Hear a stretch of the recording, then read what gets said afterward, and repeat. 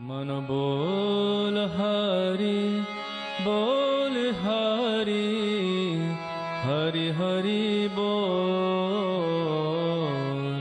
गोविंद माधव गोपाल बोल।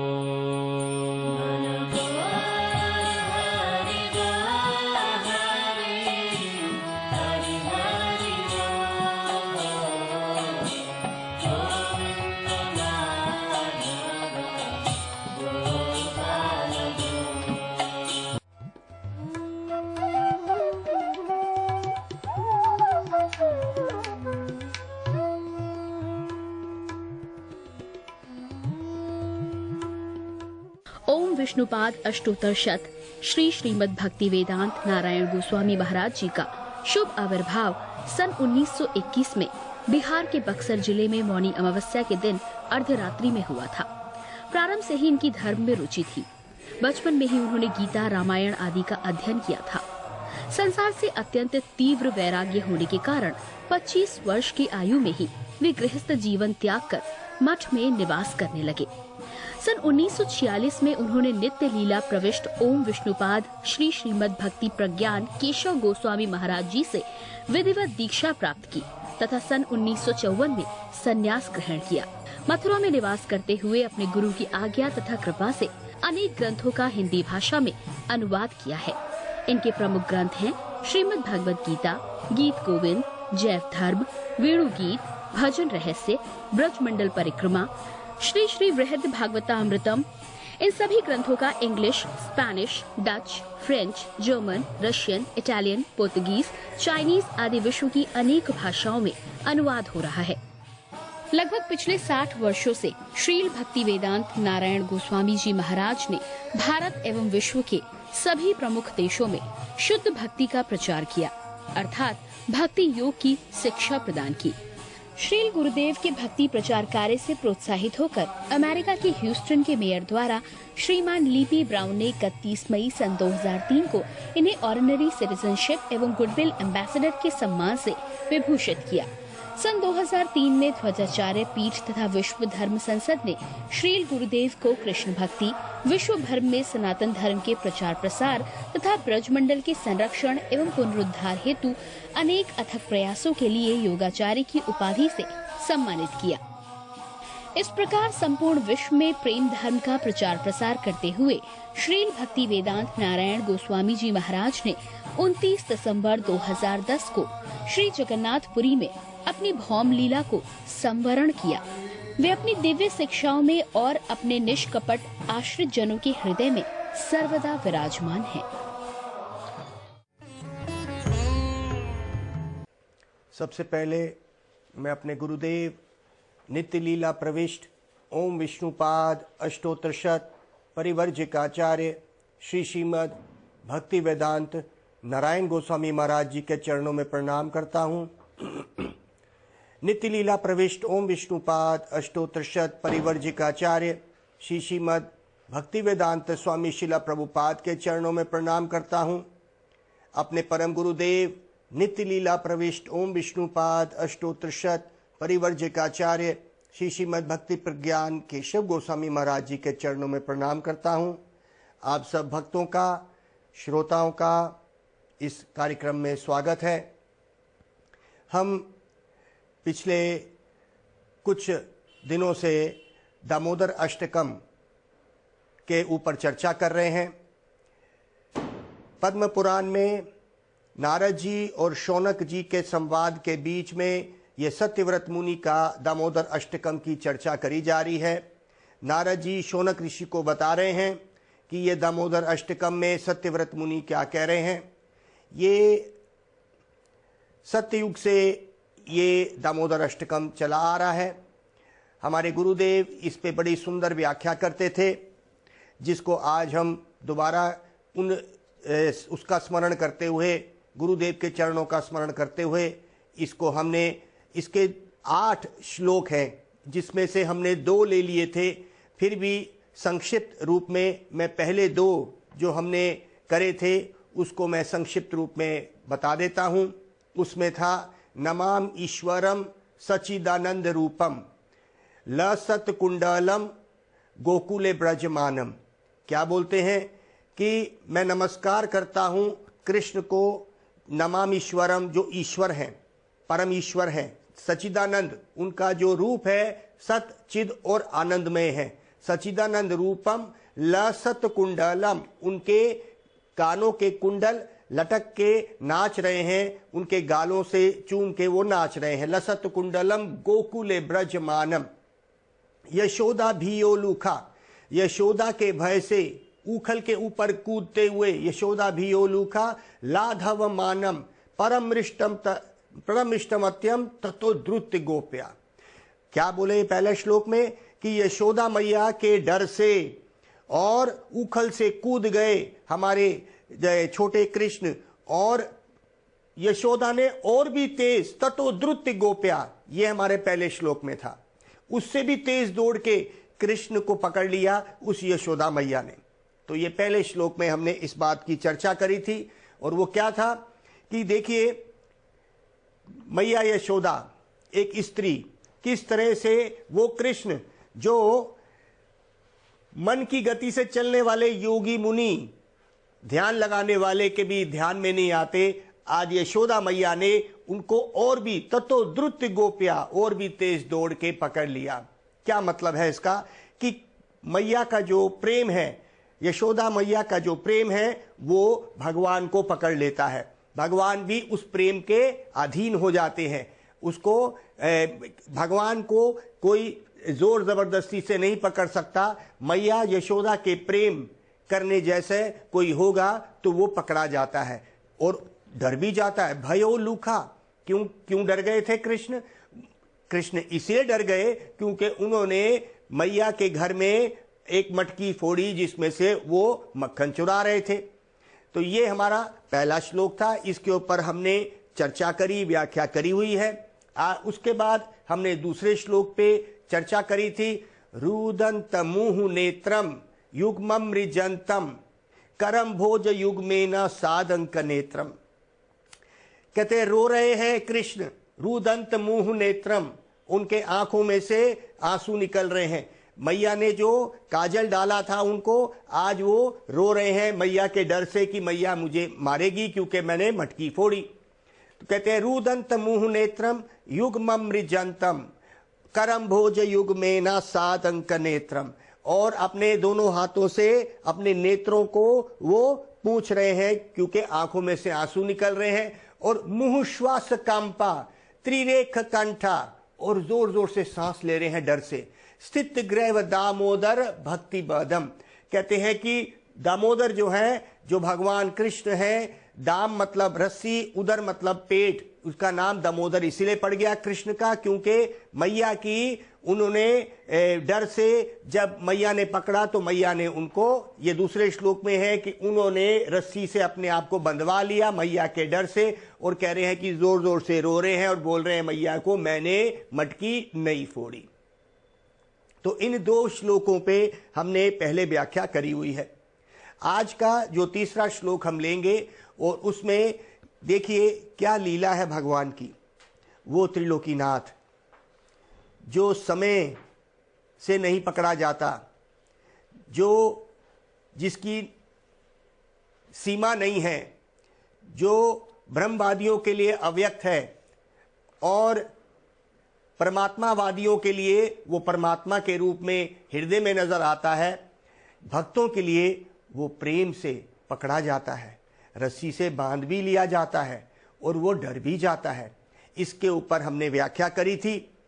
कहते हैं कि भाई भगवान प्रेम के अधीन होते हैं, ज्ञानियों के बस में नहीं आ सकते। परमात्मावादी उनको देख तो सकते हैं हृदय में चार भुजाओं में, लेकिन वो बांध नहीं सकते, बांध सिर्फ भक्त सकते हैं। तो आज हम इसी के ऊपर चर्चा करते हुए अब हम आज तीसरा श्लोक लेते हैं और वो इस तरह चलता है। इति दृक् स्वलीलाभिरानंद कुंडे स्वघोष निमजन्तामाख्यापयान्तां तदीयेषिताज्ञेषु भक्तजिता त्वां पुनः प्रेमतस्तं शतावृत्ति वन्दे नमामीश्वरं सच्चिदानन्दरूपम् लसत्कुण्डलं गोकुले ब्रजमानम। तो आज का ये जो श्लोक है, इति दृक् स्वलीलाभीर आनंद कुंडे स्वघोष निमज्जनतम आख्यापयांतम। क्या मतलब है? इस तरह की लीला दिखलाते हैं। इति दृक् लीला, स्वलीला, इस तरह की अपनी स्व मतलब अपनी लीला, स्वलीला भी रानंद कुंडे, और आनंद के सागर में, कुंड में डबो देते हैं कृष्ण, जो त्रिलोकीनाथ है, जिसके डर से सूरज और चांद भी अपनी रास्ते को नापते हैं, जिसके डर से मृत्यु चलती है। जैसे कि मैंने बोला, मद भयात वाति वातो यम सूर्यस्तपति मद भयात, वर्षाद इंद्रो देहत्य अग्नि सूर्यस्तपति मद भयात। वाह प्रभु, तेरी क्या लीला है। श्रीमद् भागवत के 3 सिकंद में कपिल मुनि देवहूति को कह रहे हैं, जिसके डर से हवा चलती है, मद भयात वाति वातो यम सूर्यस्तपति मद भयात। और सूर्य भी अपनी गर्मी देता है, किसके डर से? कृष्ण के डर से। वर्षाद इंद्रो, इंद्र देवता भी उनके डर से वर्षा देता है। अग्नि भी अपनी जलाने की शक्ति कृष्ण से लेती है। वाह प्रभु, तेरी कैसी लीला है। इति दृक् स्वलीला भी, कैसी लीला है? लीला ऐसी है दामोदर अष्टकम में कि मैया के, माँ यशोदा के आंगन में कृष्ण छोटे बच्चे हैं। वही त्रिलोकीनाथ छोटे बच्चे बन के आए हैं, मैया के प्रेम से खींचे चले आए। और वहां पे अब ये क्या करते हैं? अटखेलियां खेलते हैं। जैसे बच्चा होता है, घर की चीजें तोड़ता है, उसी तरह से इन्होंने मटकी तोड़ी और मैया ने उनको अब बांध दिया। जब मैया ने बांधा, इति दृक् स्वलीला, इस तरह की लीलाओं को कर रहे हैं वही कृष्ण मैया के आंगन में। स्वलीला भी आनंद कुंडे, और आनंद के सागर में मैया को भी डुबो रहे हैं और खुद भी डूब रहे हैं। मैया को डुबो रहे हैं, इस बात को तो हमने मान लिया। खुद भी डूब गए, वो खुद भी डूब गए मतलब खुद भी भूल गए कि मैं भगवान हूं, और मैया के आंगन में वो रोने भी लगते हैं और उसका आनंद भी उठा रहे हैं, वात्सल्य रस का, मां के प्रेम का आस्वादन उठा रहे हैं। जैसा कि मैं बार बार इस बात को करता हूं, गुरुदेव पूछते थे, क्या सच में ही कृष्ण जब रो रहे हैं मैया के आंगन में, वो सच में रो रहे हैं? तो हां, कृष्ण की एक शक्ति का नाम है लीला शक्ति, जिस शक्ति से भगवान उन लीलाओं में अपने आप को पूर्ण रूप से स्वाद लेते हैं और भूल जाते हैं कि मैं भगवान हूं। अगर वो ये याद रखेंगे तो मैया का वो प्रेम का, जो मां का प्रेम का आनंद, वो नहीं ले पाएंगे पूर्ण रूप से। तो यहां पे ये ध्यान रखिए कि कृष्ण की जो लीला शक्ति है, एक कृष्ण की ऐश्वर्य शक्ति है, जिसको कहते हैं कि वो इस संसार को बनाते हैं। सूरज और चांद भी उनके डर से चलता है, मृत्यु भी जब आती है, समय भी चलता है, तो उन्हीं के डर से चलता है। ये उनकी ऐश्वर्य शक्ति है। भगवान के पास अनंत शक्तियां हैं, उनमें से एक शक्ति जिसको कहते हैं लीला शक्ति। ये लीला शक्ति इतनी शक्तिशाली है कि कृष्ण को भुला देती है, और उनकी ऐश्वर्य शक्ति से भी ज्यादा शक्तिशाली है ये लीला शक्ति। तो कहते हैं, अरे भाई, कृष्ण की जो लीला शक्ति है भगवान को लीला कराने की, वो भगवान को भुला देती है कि भगवान स्वयं त्रिलोकीनाथ है। वो अपने आप को यशोदा मैया के बच्चे समझ के वो डर भी जाते हैं। तो कहते हैं, इस तरह की लीला भी आनंद कुंडे, वो आनंद के सागर में स्वयं भी डूबते हैं, मैया को भी डुबो देते हैं। आनंद चिन्मय रस प्रतिभाविता बेस तबिरियो इवा निज रूपातया कलाबी गोलोके व निवासितो निखिलात्म भूतो गोविंदमाधि पुरुषम तमहम भजामी। ब्रह्मा जी ब्रह्म संहिता में क्या कह रहे हैं? आनंद के सागर में खुद भी डूबते हैं, अपनी ही शक्तियों का विस्तार करके गोपियां, सखा और मैया और नंद बाबा सब बन जाते हैं अपनी ही लीला का विस्तार अपनी ही शक्ति से करते हैं और उसमें डूब जाते हैं। आनंद चिन्मय रस, उस आनंद के रस में डूबते हैं। प्रतिभाविताविस, अपनी ही प्रतिलिपियां, अपनी ही छाया जिस तरह से बना के वो स्वयं ही आनंद लेते हैं। प्रतिभाविताविस तबिर यो इवा निज रूपातया कला भी, अपना ही निज रूप को उन कलाओं में बिखेर देते हैं। गोलोके व निवासितो, और गोलोक में इन लीलाओं को वो करते ही जा रहे हैं। क्या प्रभु की क्या लीला है। अब देखिए, ये लीलाएं नित्य हैं। देखने में तो लगता है अरे ये तो एक आम चीज है, यशोदा मैया माँ है, कृष्ण उनके रस का आस्वादन कर रहे हैं, ऐसे तो हर माँ कर रही है। कहते नहीं, ये लीला नित्य चल रही है, इसमें कभी भी रुकावट नहीं आती है। इस संसार में हम जो भी कुछ करते हैं समय के साथ खत्म हो जाता है। भगवान की लीलाएं नित्य चल रही हैं। इस संसार में जब जीव आता है वो अपने कर्म बंधन से बंध के आता है। अपने पुराने कर्मों से बंधा हुआ वो किसी गर्भ में फेंक दिया जाता है। लीला और कर्मों में अंतर है। लीला का मतलब है जब भगवान इस संसार में आते हैं तो अपनी स्वतंत्र इच्छा से आते हैं। जीव जब इस संसार में आता है तो अपने कर्मों से बंधा हुआ आता है। यह है फर्क कर्म और लीला में। इसलिए कहा इति दृक् स्वलीला भी, ये लीला करते हैं अपनी स्वतंत्र इच्छा से, अपने आनंद के लिए भगवान इस कार्य को करते हैं। तो सत्यव्रत मुनि इस श्लोक में कह रहे हैं इस तरह की लीलाओं को कृष्ण दिखाते हैं। कृष्ण के जो कर्म है उनको लीला इसलिए कहा गया है क्योंकि वो अपने कर्मों से बंधते नहीं। जीव आत्मा अपने कर्मों से बंधी हुई किसी गर्भ में फेंक दी जाती है, चाहे वो 84 लाख योनियों के गर्भ में घूमती हुई जीवात्मा इस संसार में आती है। हमें नहीं पता था कि हम किस माँ के गर्भ में आएंगे, हमें नहीं पता था, अपने कर्मों से हम आ गए और हमें नहीं पता है कि हम कब तक रहेंगे। ये कर्मों में और लीला में फर्क है। कृष्ण भगवत गीता में क्या बोलते हैं, न माम कृमानी लिम्पंती न मे कर्म फल स्प्राहा इति माम यो अभिजानती कर्माभिर न स बाध्यते। भगवत गीता। न माम कृमानी, मुझे कोई भी कर्म नहीं बांधता।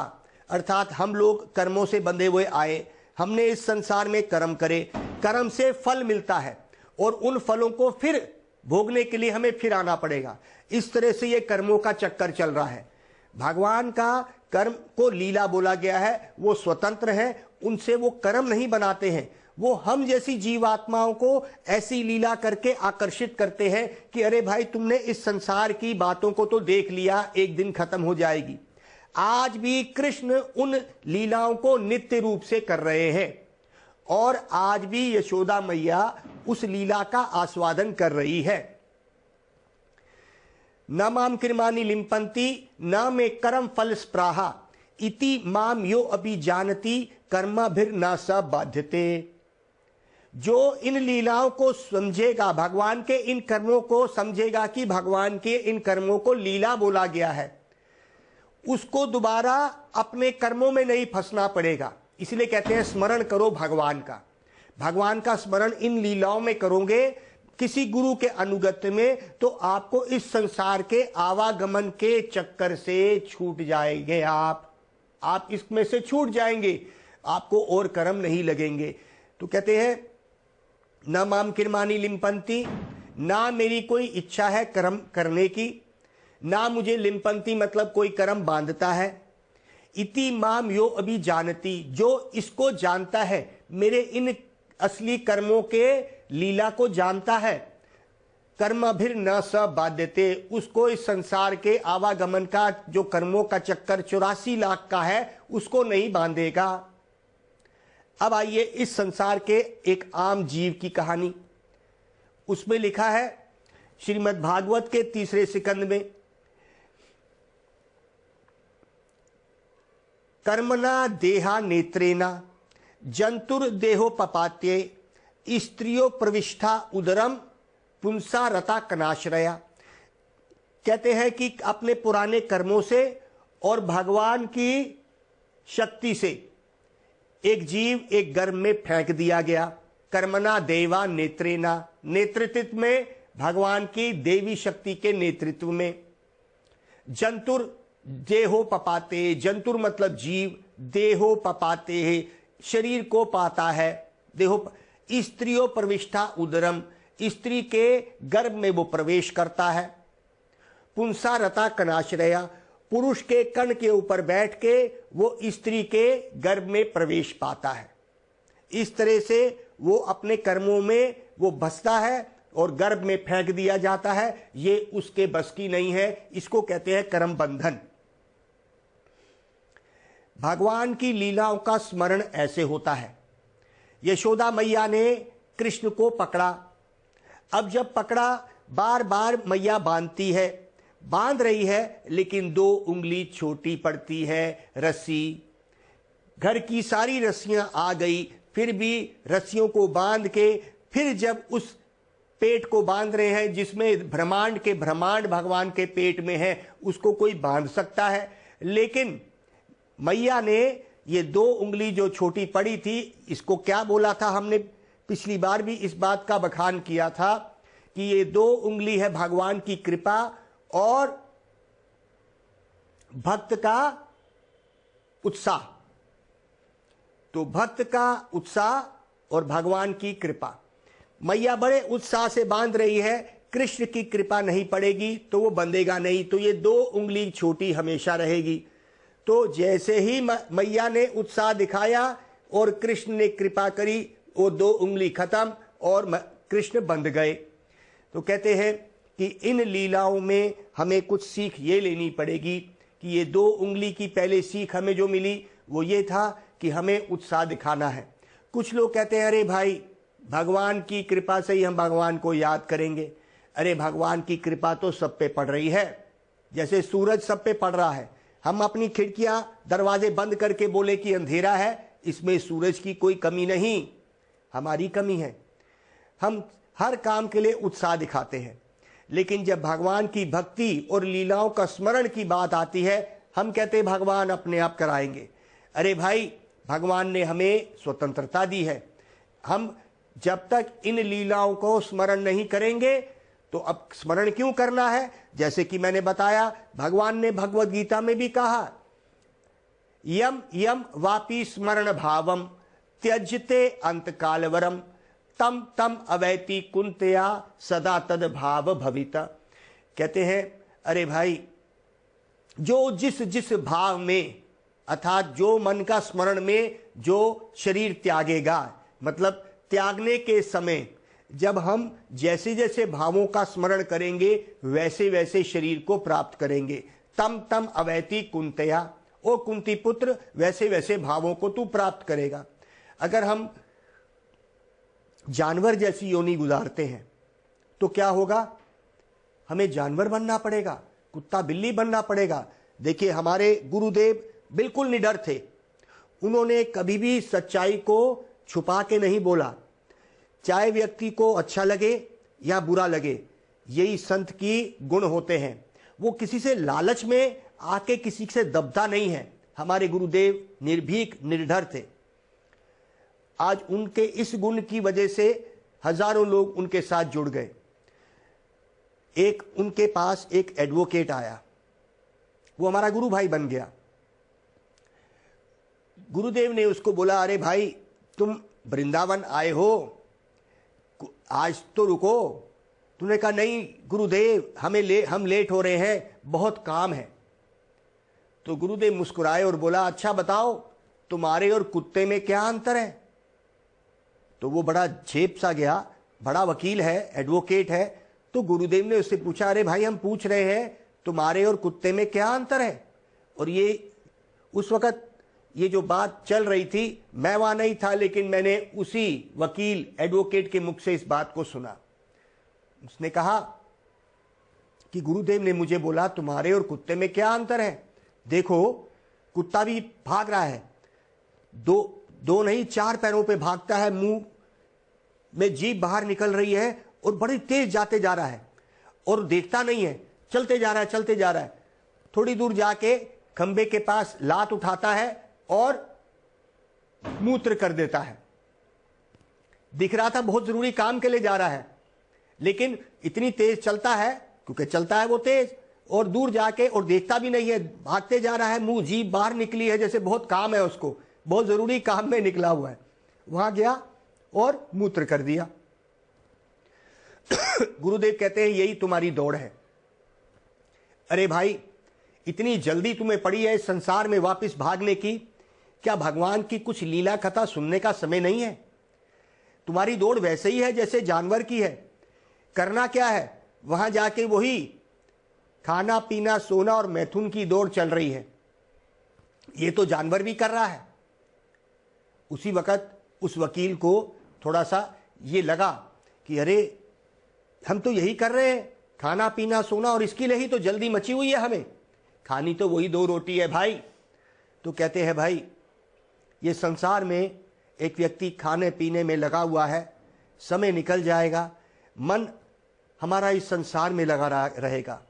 अगर इस मन को उठा के जब तक हम इन भगवान की लीलाओं का स्मरण नहीं करेंगे, हम इसमें फंसे रहेंगे। भगवान ने बहुत अच्छे रूप में हमें समझा दिया भगवत गीता में कि मेरी जो कर्म है उनको लीला कहते हैं, उनका स्मरण करने से हम पार हो जाएंगे ये जन्म मृत्यु का बंधन। तो आइए, सोते उठते बैठते हम इस महामंत्र को करेंगे। ये महामंत्र कितना कृपालु है, देखिए कितना कृपा करेगा कि ये हमें किसी संत से मिलवा देगा और यही भगवान से भी मिला देगा। तो अगर हम भगवान के नाम लेंगे तो संत कृपा करेंगे, और हम जब संत से कृपा लेंगे, हम मंत्र करेंगे, तो हम बहुत जल्दी इस संसार से छूट जाएंगे। ये संसार बड़ा भयानक है, जन्म मृत्यु के बंधन में हम फंसे हैं। कोई ऐसा दिन शायद ही निकलता है कि हम ये ना सुने कि कोई अस्पताल चला गया, कोई मृत्यु हो गई, किसी का एक्सीडेंट हो गया। एक दिन ऐसा भी निकलता है तो हम शांति रखते हैं, हम कहते हैं हे प्रभु सब ठीक रहे। अरे ये संसार ही ऐसा है, पदम पदम यद्वा पदम ना तेसाम, हर कदम पे कभी भी धोखा हो सकता है। इसीलिए अभी से ही बिना किसी समय का विलंब करे हुए उठते बैठते मेरे साथ दोहराइए, हरे कृष्णा कृष्णा कृष्णा हरे हरे, हरे राम राम राम हरे हरे।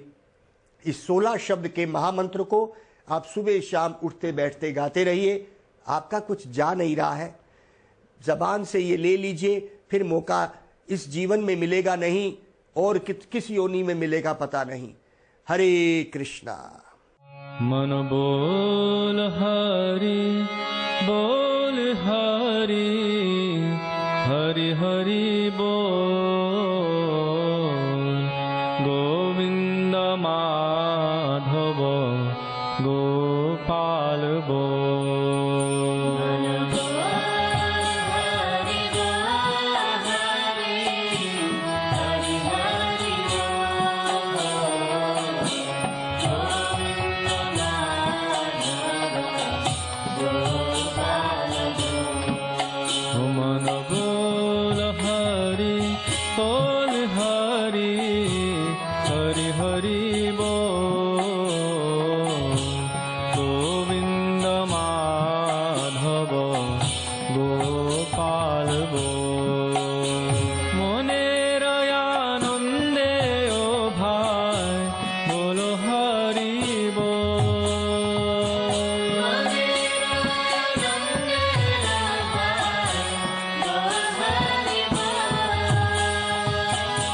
जनमे जनमे सुखे